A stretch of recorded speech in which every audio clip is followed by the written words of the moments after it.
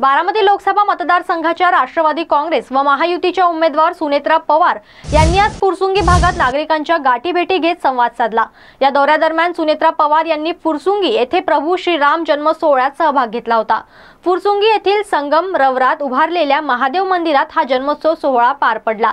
या रामनवमी निमित्त आयोजित कीर्तनानंतर फुलांची उधळण करत राम जन्मोत्सव साजरा करण्यात आला। पाळणा म्हणत सुनेत्रा पवार याही उत्सवात सहभागी झाल्या होत्या। यावेळी सुनेत्रा पवार यांच्या हस्ते श्रीरामाची आरती करण्यात आली।